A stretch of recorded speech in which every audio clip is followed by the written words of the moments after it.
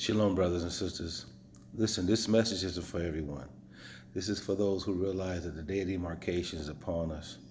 Less than 3 weeks from now, the Lord had already promised that He will allow His children to exercise the right to leave this land and leave with an abundance, according to Genesis chapter 15, verses 12, I think to 20 or something like that. Understand that Abram was given a vision in the form of a nightmare or a horrific dream, that his descendants will be in a land that's not their own, and they will be afflicted for 400 years, and that that land that they're afflicted, the Israelites by, will be judged. So I say that to say this, brothers and sisters, understand that if this pricks your heart as you being a Christian, and you've been Christians for a long time, and realize that for some reason you wasn't getting anywhere. It seemed like a hamster wheel. Well, that's because you finally realizing who you are. You're Hebrew, and you're under the law. The Christians aren't under the law. The Christians are under Yeshua, which is our leader. But the fact that he leads by leadership, but we're under the law still, meaning that the law is the 10 Commandments. And the first 3 commandments are about God. Honor the Lord your God with all your heart, and do not have any false idols, and do not use the Lord's name in vain. And then the 4th one was the Sabbath. The Sabbath was really given to us, prescribed that we do not change it, because he knew a long time ago man will give in through the flesh and become idolous again, and all of a sudden he'll get off track. And so God wanted to use that to allow us to know who we are. So if your people can trace their lineage back to the slave ships, more than likely you're the true Israelite. And the true Israelites wear the badge as identity because of that slave ship, because of the 400 years of affliction of who you are. It wasn't accidental. And even Donald Trump in his day and era was used to unify us. It wasn't that he's an accident, that he's a terrible president. It has nothing to do with all that. It was actually how we're going to identify who we are, by allowing white nationalists in this racist situation to come together so you can focus on who you are.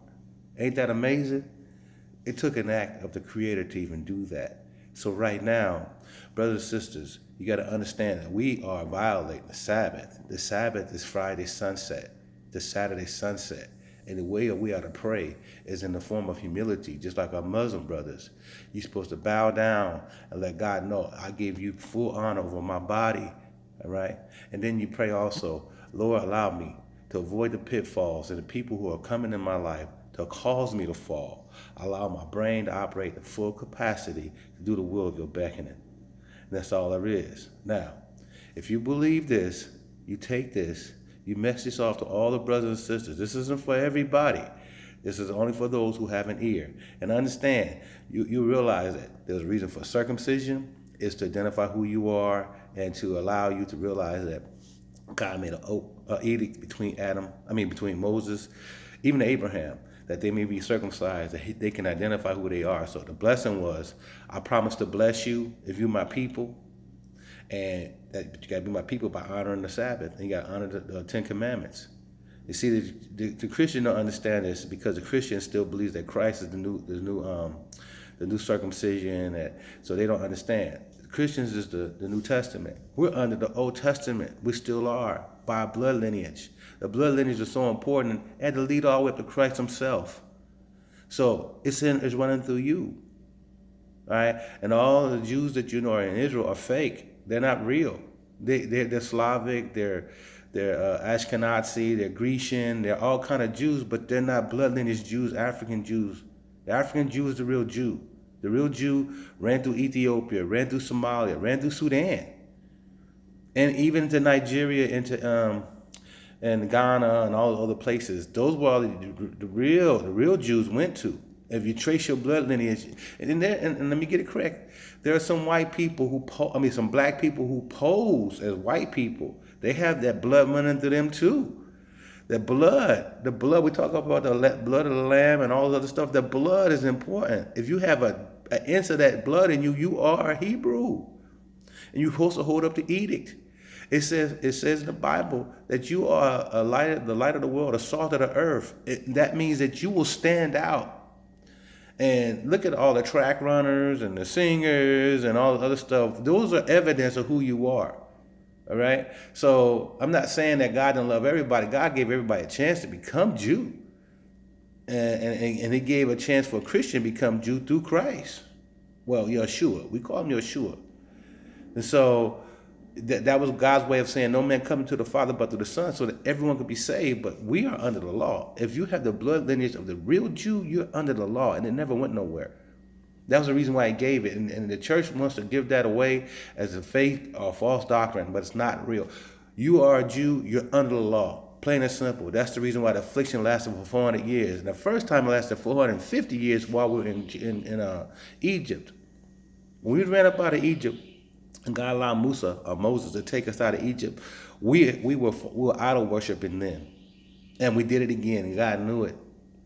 When we came out of Egypt the first time, we came out with wealth, with diamonds, rubies, gold, all that stuff, right?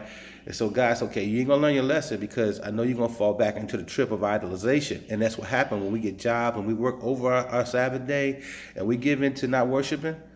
We fall into the edict, and then when we give into idol worship and Sabbath worship is really critical for us to get back on track. So that's what God's trying to get us to do. We have to get back on track to not worship idols, which is houses, cars, or whatever you got to do to make amends. And God understands all that. We were supposed to create our own world where we can avoid all that. We could work the Sabbath out. We could work out the ideas that a house shouldn't have to take us into worship of God. That's all what it's all about. God wants to figure out how not to do that, how not to take the place of the Day of Atonement, a day of us, our tabernacle day rather. A tabernacle means movable tent. God wants us to be able to get back to what He wants. It's two simple things. Anyway, I thank you for listening, and let's try to get this together, pass this on to another brother, sister who you know will receive it. All right? Shalom.